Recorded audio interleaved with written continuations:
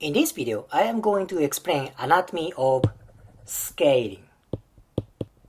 Scaling is one of neck muscles.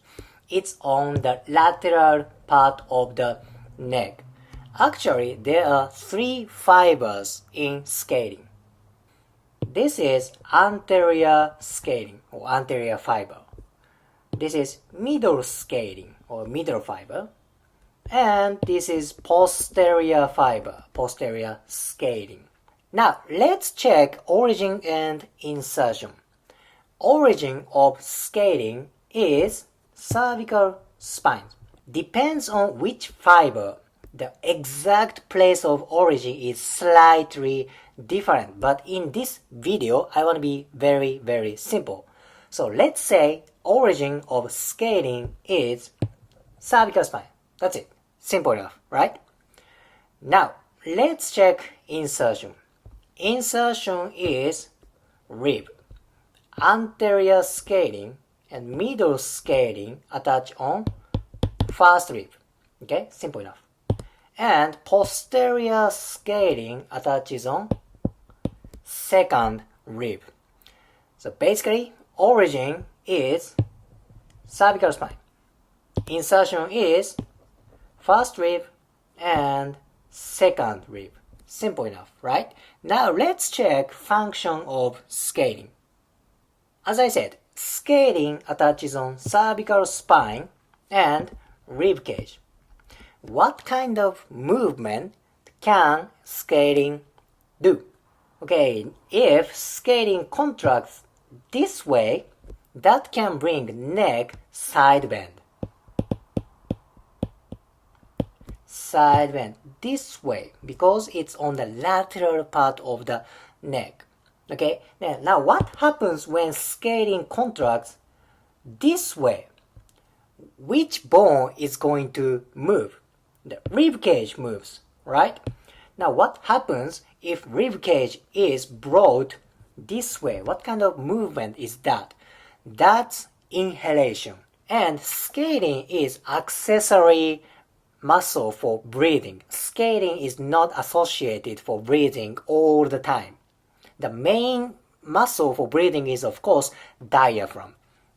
This muscle shouldn't work as the prime muscle of breathing. If scaling is used for breathing 24 hours, that can be tightened up. That can be problem. Now I'm going to explain why this can be problem and what kind of problem could happen. Okay, now this is anterior scaling, middle scaling, and these yellow things are brachial plexus.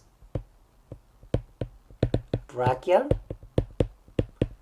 plexus. Brachial plexus is bundle of nerves. These nerves go to shoulder, arm, elbow, forearm, wrist, and fingers, basically everywhere on the upper limb.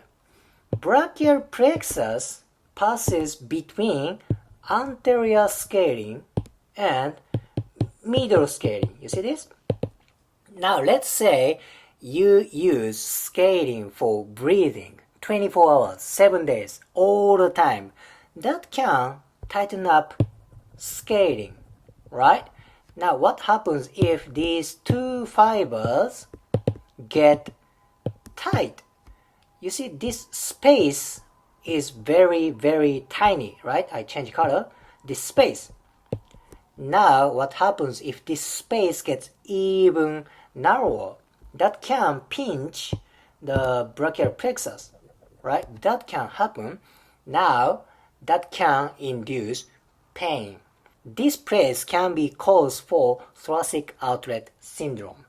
There are few other places that can induce thoracic outlet syndrome, but I'm talking about scaling today, so this place can be one reason for thoracic outlet syndrome. If I have to say one more thing, there is also artery is running between anterior scaling and middle scaling. What is it? It is subclavian artery.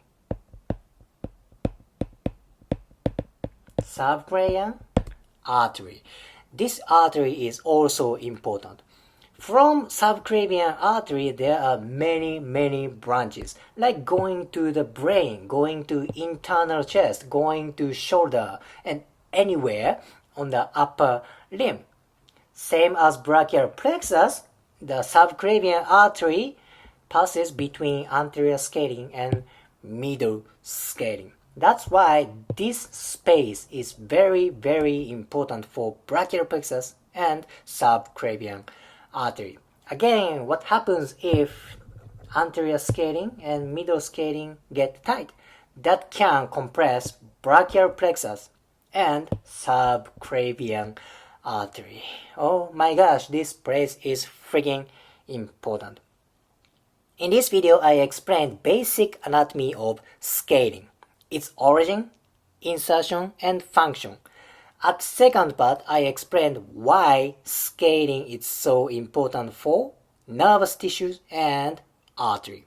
If you liked today's video, please hit the like button, comment, and subscribe. See you next video.